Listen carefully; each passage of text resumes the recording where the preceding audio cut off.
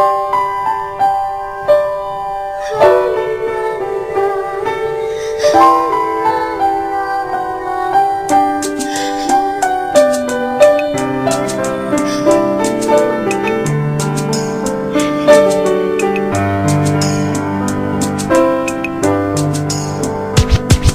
was 3 years old nang ikaw ay na-meet. Napahanga ako sa taglay mong bait. Ikaw ang guest ko sa tuwing birthday, pati sa room ko. Ikaw ang display, di ka na nawala sa alaala. Ikaw lang talaga at walang kagaya. Ikaw ang gusto ng mga friends ko, at di ko alam pati parents ko. Ano ba ang meron ka na wala sa iba, at napapangiti pag nakita ka na sa mga poster at maging sa TV. Inaabangan ng iyong movie. Bata pa ako noon nang maramdaman ko to.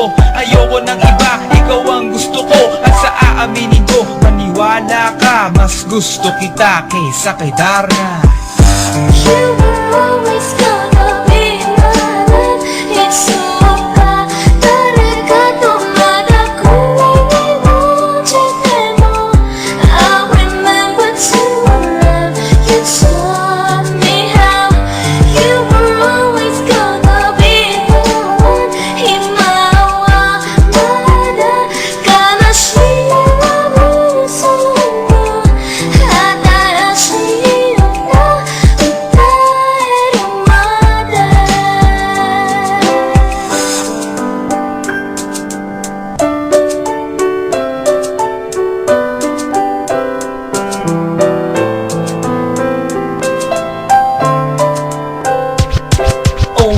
Oh why, bakit ganito? Gusto ko ikaw lang nasa tabi ko. Mga poster mo at mga magazine, sa buhay ko hindi kita kayang alisin. So pati sa cellphone at mga gamit, ikaw ang nakalagay sa aking bedsheet. Ako ay nalungkot nang ika'y nawala. Ano ba ang mali na aking nagawa? Pakiusap naman kahit na sandali, para lang mabawi ang mga bigani at muling umiti at di na umiyak. Magpakita ka lang, gusto kong matiyak na buhay ka pa rin at ika'y malakas. Gumawa ka ulit ng mga palabas, at kapag bumalik, ngingiti na pusa. At hindi ako magmamahal ng pusa.